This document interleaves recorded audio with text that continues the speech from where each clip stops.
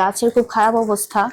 আজকে কতগুলো money plant কাটসাট করলাম, অ্যান্ড বিশেষ করে হচ্ছে এই টপ থেকে এটা অনেক বড় বড় হয়ে যায়, তখন একদম এই জায়গাটা জঙ্গলের মতো হয়ে যায়, সৌন্দর্যটা নষ্ট হয়ে যায়। আর সৌন্দর্য ধরে রাখার জন্য এই জন্য আজকে একটু কেটে দিলাম মানি প্ল্যান্ট। এখানে খুবই সুন্দর মানি প্ল্যান্ট হয়েছিল। এই যে এখানে কারো লাগলে আমাকে নক দিয়েন, আমি কুরিয়ারে সেন্ড করে দেবো, কুরিয়ার চার্জ দিয়ে দিলেই হবে।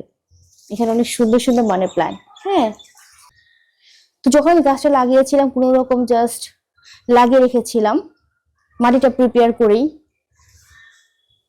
এটা গাছের গোড়া দিয়ে অলরেডি কিন্তু বড় একটা স্ন্যাক্স প্ল্যান্ট বের হয়েছে, বেবি। দেখতেই পাচ্ছেন কি সুন্দর একটা বেবি বের হয়েছে।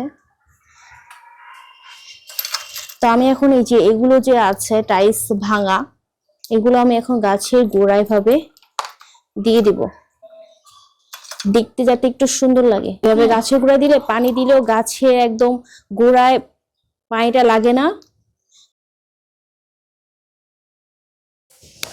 এই গাছ থেকে আজকে সব আগাছা আমি তুলে ফেলবো, গাছের সব পুষ্টিগুণ নষ্ট হয়ে যাচ্ছে।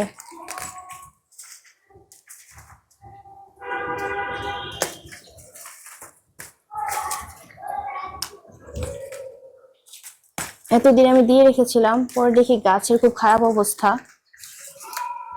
তো এই জন্য আজকে এটা উঠে ফেললাম।